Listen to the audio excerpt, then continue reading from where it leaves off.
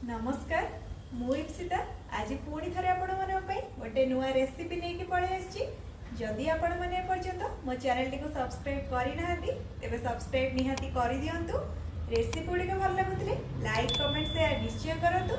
तेरे चलतु डेरी न कर स्टार्ट करबा आज रेसिपी। आज मु आपण मानक पई बहुत कम समय रे बनुथिबा सुजीर गोटे हेल्दी बन दोसार रेसिपी नहीं कि आछि। एही रेसिपीटी बहुत ही हेल्दी एवं खाइबा पाई मध्य बहुत टेस्टी। तेबे चलंतु स्टार्ट करबा।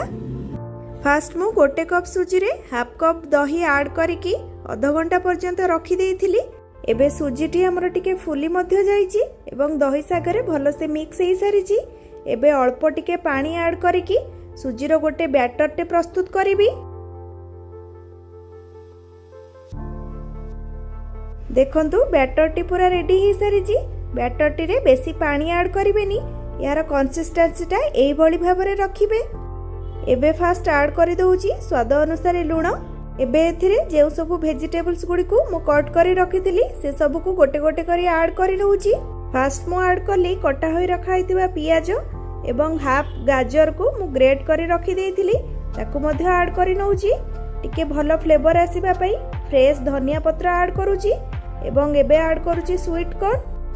एठी मु नेइची गोटे छोटो साइज रो इनो पैकेट जहाँकि आपण माननकु दुकान रे बहुत इजीली मिली जिवो।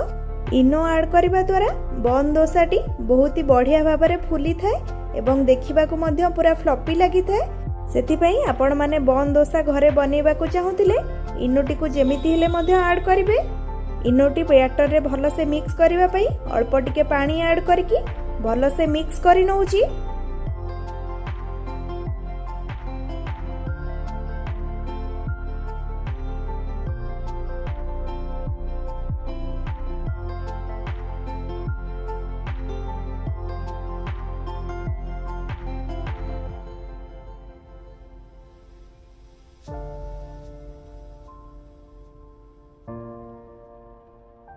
भल से मिक्स करिबा परे गोटे छोटो साइज रो आलू को ग्रेट करके रखिथिली से सब को मध्य ई बैटर रे ऐड करि नउची। आपण माने चाहिले एहा को स्किप मध्य करि परिबे।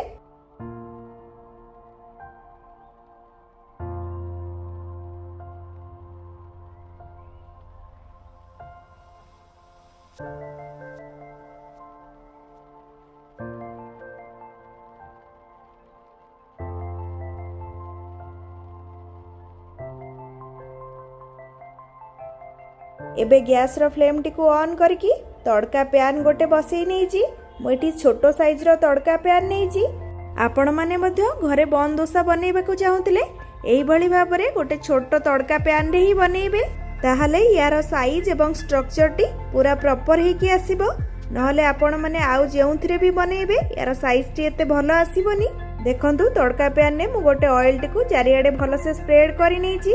हल्का गोटे छुंक दबा पई ऐड करिची टिके सोरिष एवं भृसुंग पत्र।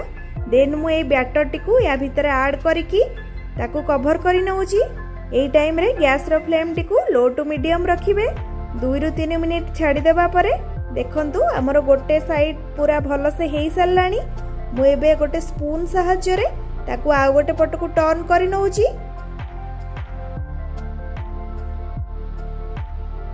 एबे पुणी थरे मु 2 ରୁ 3 मिनिट याकू कवर करिकी भलो से फ्राई हेबा पई छाडी दउची। देखंतु 2 ରୁ 3 मिनिट परे हमर बन डोसाटी दुई पट साइड रु भलो से कुक हेई सारिची। एबे देखंतु मु यार स्ट्रक्चर एवं सॉफ्टनेस टे आपन को देखौची बहुत गरम हेइची। तो एबे आपण माने देखिले तो केते कम समय मध्य रे मु केते सुंदर भाबरे बन डोसाटी प्रस्तुत करि देली। तो एबे हमर गरमा गरम बन डोसा पूरा रेडी। मु एबे बीन चटनी सहित सर्व करि नउची। आजिरो रेसिपी आपण मानकु भल लागिथिले आपण माने मध्य घरे ट्राई करंतु एवं फैमिली मेंबर्स को सहित एन्जॉय करंतु। आजि पई एतिकी पुणी देखा हबो आ गोटे नुआ रेसिपी सहित।